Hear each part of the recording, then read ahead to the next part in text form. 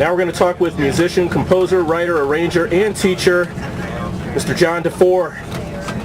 Now, John, the group seems pretty excited about going into the recording studio. What experience does this provide that extends from what they learn in the jazz studies classes at school? Well, the recording studio is the recording studio musician is the ultimate musician. The musicians in LA and Chicago and New York all do studio work. And going into the studio, the microphones are very unforgiving. Ah, I see. And so when you record, you've got to get it right, and then you go back over it. If you don't get it right, you go back over it again. You learn, ultimately, that your skills and technique and talent get you so far. It's the commitment and dedication that is part of the equation too. I see. Okay. Now, some of the numbers you performed this year consisted of student arrangements, correct? Yeah. Okay.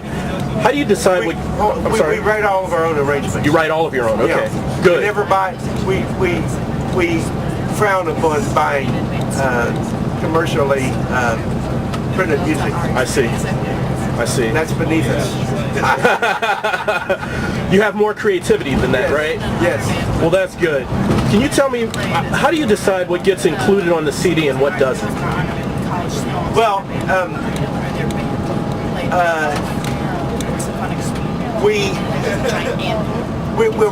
we're not snobs.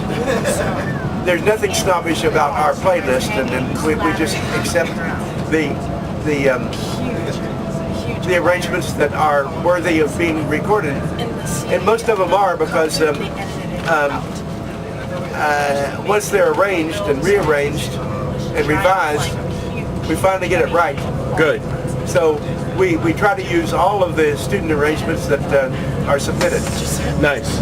Maybe occasionally we might bump one, but that is very rare. I see. Okay. Now, the legacy of longtime jazz historian and radio show host Oscar Treadwell was an inspiration for the ensemble's Sweet Love about a year or two ago? Yeah. Okay.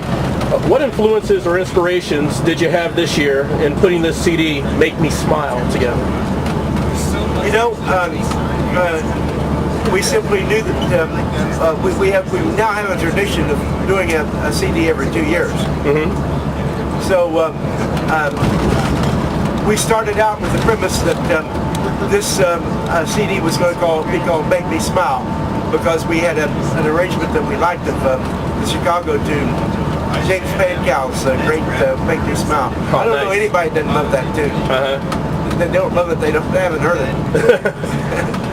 Nice. So, I mean, we started with that. Okay. And then we just took whatever came along. We always get lucky, it seems like.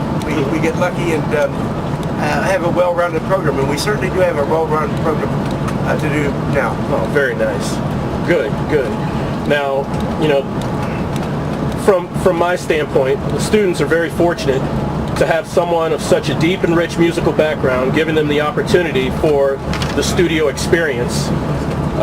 Can you tell me about your first opportunity to record in a studio, and who gave that to you?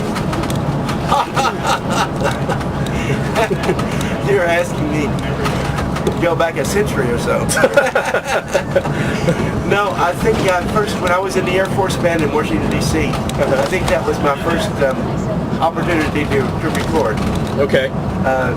And then after the Air Force, I went with several, well, the dream of a lifetime was going with Woody Herman's band. Nice.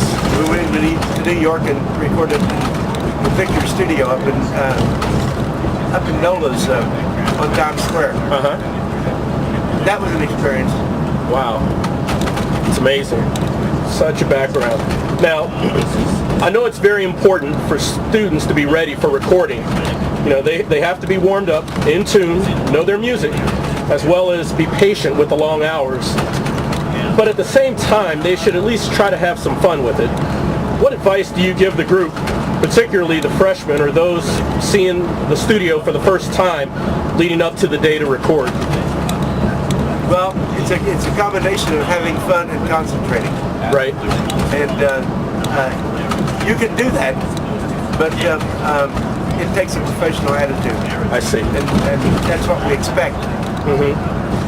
And that's how you deliver a quality product. We also expect people to be on the bus on time. That's right. Isn't that right, Jorge? That's right. Okay. He's like, duly noted, duly noted. All right. And the last question. Todd Buck has been your engineer for the past 2 CDs. Is that right? This will be the 4th CD that Todd Buck has. Oh, the 4th. Yeah. Okay. Now, I'm sure working with someone you're familiar with from past projects gives you a sort of head start on things. Yeah. Tell me a little about what it's like working with Todd. Well, Todd's willing to, when we go in and we record, we lay down the tracks and we record, and then we come back and overdub some of the solos and the vocals and so forth. Right. But at that point, the job was only half finished because we've got to mix and master, and Todd is very cooperative in some of the miracles that I ask him to pull off. We have take 1, take 2, and take 3 of a certain tune. Yeah. And